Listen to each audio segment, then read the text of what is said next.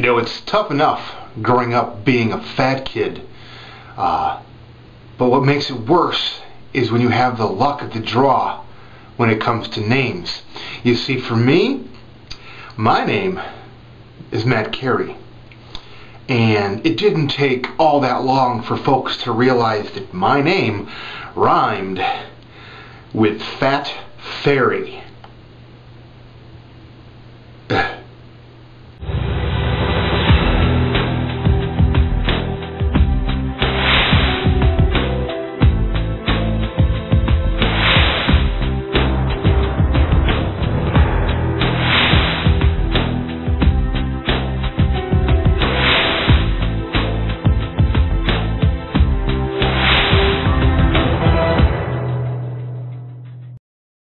Hey everybody, it's Matt, aka DeathOfAFatMan. It's Tuesday, April 7th, and this video is my fat rant.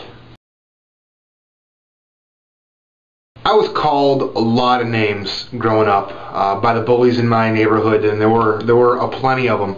Had lots of run-ins, you know, but they were not really that creative. Really, it was all the kind of, you know, run-of-the-mill, fatty, tubby, lunchbox, you know. All of those kinds of things. Nothing really too creative.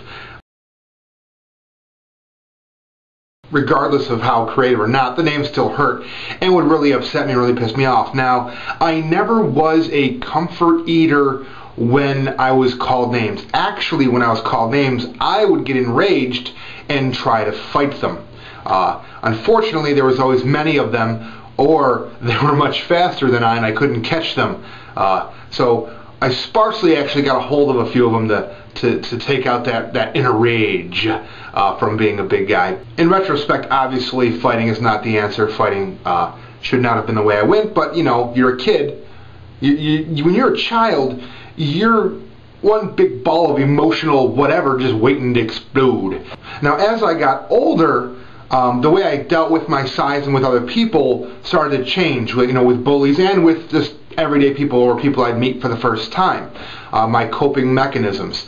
What I would do is I used humor. Obviously, because if I made the jokes about my weight first, what can they say? Right? Don't adjust your eyes. I really am this big. Hey, have you seen a horse around? Oh wait, that's right, I ate it because, man, I'm fat. Yeah, I'm sorry. I noticed you're looking at me like that, and I just wanted to let you know that I'm not really fat. I'm actually just fluffy. Don't worry, sir. It's a fat suit. I'm undercover for the FBI. Don't blow my cover, though, okay? So pretend I'm fat. So those were my coping mechanisms. I never ate when I was enraged or people got me angry or upset about being fat by name calling. I never ate then. That's not when I ate. I ate as a comfort when I was just generally depressed about anything else, other things. But usually I got too angry at them, people making fun of me to eat too much. I guess that was earlier in my life. Later in life I really didn't have to deal with that too much because the humor thing kind of caught people out, you know, before they had a chance. And, you know, if someone did make fun of me, I could usually twist it or contort it into a way in which made them look like a fool. I got really good at that. You want to change yourself. You want to go through this transformation from a fat person to a thin person, or just a healthy person, right? And the thing you have to realize, which I actually learned this weekend in a hard, major way, is that the person you've been, this big person you've been for so many years, okay, they're not just going to up and die. They're not going to up and leave you when you're going to be this brand new person of positivity and energy because you're doing well. That old you and all those insecurities and all that stuff is still going to be there, and it has to be addressed. You have to deal with it. Now, there's lots of ways you can do it. Just by communicating with friends and family is a good start. Get that stuff out there. When you feel like insecure, you feel like there's just too much pressure on you, you have too many people watching you, you gotta talk about it. You gotta get it out there. Because if you just bottle it all up and think, you know, it doesn't matter because I'm doing the good stuff, ha ha ha, it's gonna come back and kick you in the rear, and next thing you know, you're gonna be sitting in a pile of donuts and Haagen-Dazs and wondering, oh my God, what's my next fix gonna be? Because you know what? The brain is strong, but it's only so strong. And a change like a massive weight loss is a very huge psychological impact on you. You have to keep a clear head. You have to keep it cleared by talking to people. And even and if, you know what, friends and family aren't enough, go to your doctor. Have them refer you to a psychologist, because there's nothing wrong with talking to a psychologist or shrink. It does not mean that you're crazy. It just means you need help understanding what your brain's going through this change, and they can help you. I think that's a good step.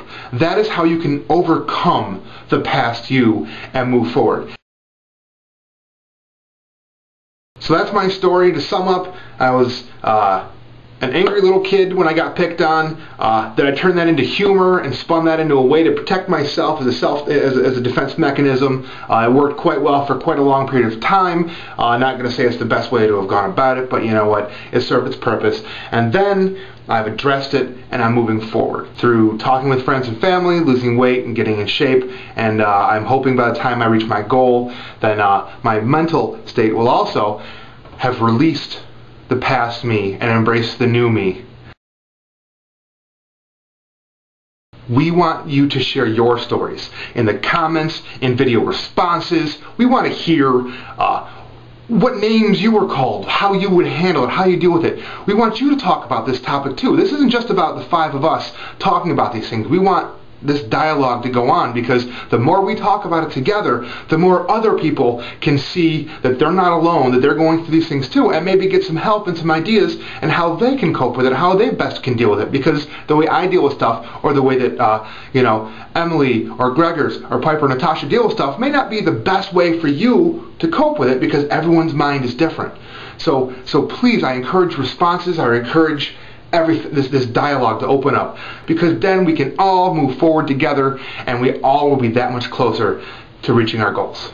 Alright, that's it for this Tuesday, April 7th. And before I go, I want to leave you with one little exercise suggestion in case things get a little stressful. I read a line that banging your head against the wall burns about 150 calories per hour. Yeah. So stay tuned tomorrow. Natasha will be with you, WingedSeed, and we'll hear her fat rant and see how she's doing. Until then, take care, have a healthy one, bye.